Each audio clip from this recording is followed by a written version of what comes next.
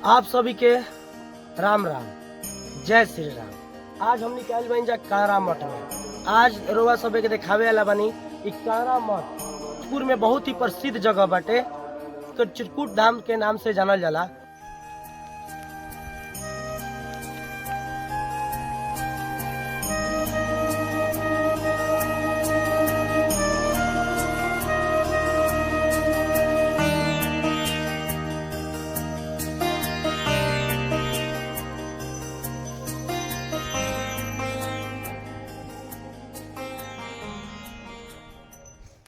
नमस्कार, प्रणाम।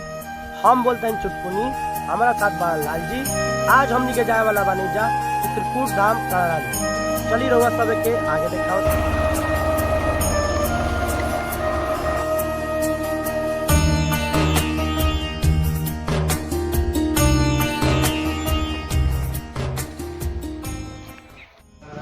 हमनी के पहुंच गई जा अभी कारा मठ में। चलिए आगे हम रहुआ सब के दिखाओ तनी का विशेष बारे में।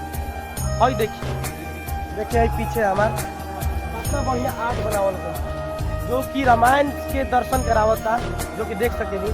पीछे देखल देख सकेनी कि बनावल गई बा रामायण के बारे में।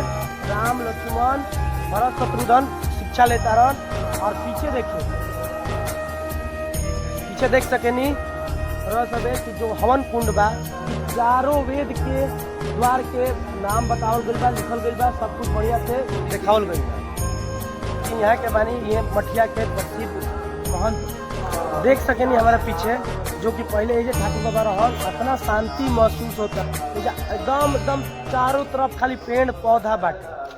देखो बड़ा तरीका से तैयारी होता है, चारों तरफ पेंट होता है, होने पर पानी छिटल जाता है, जो कि पूजा होता है। पीछे ये होता है काल की तैयारी। काल ही बाटे महाआरती में रउआ सब आई सम्मिलित हो की, और 5 गांव के लोग जावे वाला बा। रउआ काल दिखाई रउआ सब के 500 भीड़ लागे वाला बा। बहुत ही अच्छा लागे वाला बा। कलर पेंटिंग उंटिंग सब बढ़िया से भइल बा, और लाइटिंग भी कल हो जाई। तो सब काम चलता, आई और लुत्फ उठाई इस चीज के। अब हमनी के जाता जा घरे। अब चल जा, चलो। अरे वाह, बड़ा चप्पल गरम हो गई बा, बहुत जल्द पैर जरत है यार। ज्यादा धूपा भइल लेके यही में हमके हालत पंचर बा।